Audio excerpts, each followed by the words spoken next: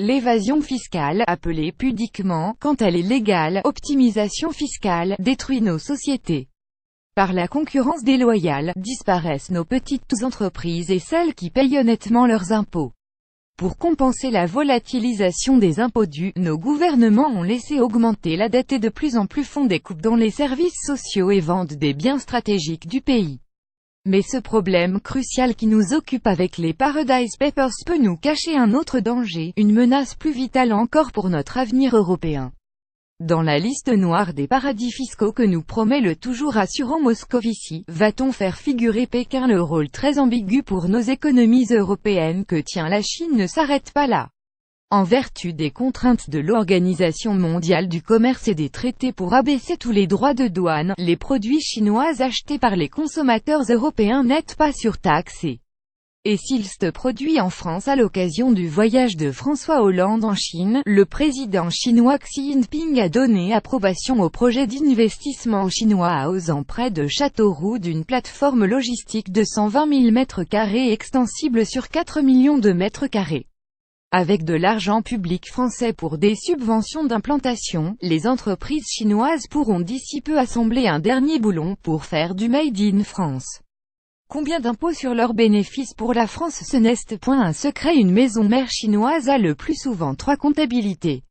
Celle réelle, celle officielle pour fixer l'impôt. En cas de corruption, celle sur laquelle l'entreprise fixe les commissions aux dirigeants du gouvernement. Quel inspecteur des impôts français pourra vérifier des factures gonflées de la maison mère chinoise pour du conseil marketing ou de l'assistance à production qui pourra certifier la réalité sur place par des mécanismes déjà aujourd'hui parfaitement légaux? Aucune filiale d'entreprise chinoise installée en France n'y fera de bénéfice. Son bénéfice sera en Chine. La France n'osera pas défier la Chine pour un contrôle fiscal. Pas plus qu'il n'est possible d'exercer nos contrôles à l'européenne dans le port stratégique d'Athènes cédé il y a plusieurs années pour 600 millions d'euros à un opérateur chinois.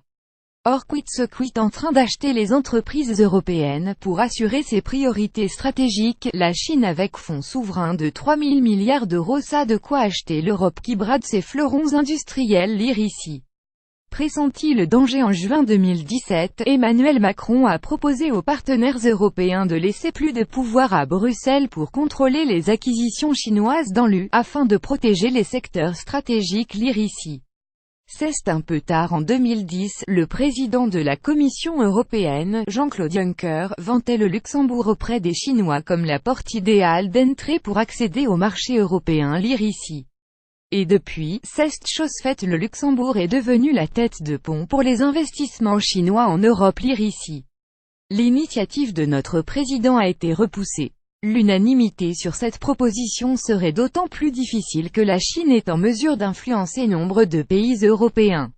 De retour de France, par pragmatisme peut-être, notre président a donc inversé sa stratégie. Puisque l'union est impossible, il vise désormais à séduire les investisseurs étrangers, y compris chinois. Lire ici. Peu de temps après leur acquisition par des investisseurs chinois, les entreprises européennes ne feront évidemment plus aucun bénéfice en Europe.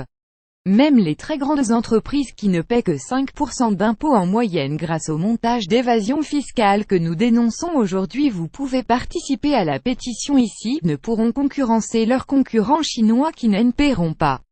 À leur tour de faire faillite probablement, qui financera nos routes, infrastructures et nos écoles d'ingénieurs dont nos entreprises ont un cruel besoin. Je ne vois que 2 solutions. Soit utiliser la création monétaire de la BCE pour acheter, avec priorité, les entreprises stratégiques européennes en difficulté qui appartiendraient à un fonds souverain européen. Soit mettre une barrière douanière par une taxe de 2% sur les produits vendus en Europe par des entreprises chinoises pour compenser cette concurrence déloyale. Elle serait déductible des impôts payés en France par l'entreprise chinoise concernée. Voyez-vous une autre solution? Lire aussi. La France de Macron capitule devant les paradis fiscaux et pire, elle les imite. Paradise Papers. Mélenchon met en cause le traînage de patins de Macron contre l'évasion fiscale. Paradise Papers. Le maire promet un durcissement des sanctions contre les États favorisant l'évasion fiscale. Pour suivre les dernières actualités en direct sur le HuffPost, cliquez ici. Tous les matins, recevez gratuitement la newsletter du HuffPost. Retrouvez-nous sur notre page Facebook. À voir également sur le HuffPost envoyé une correction.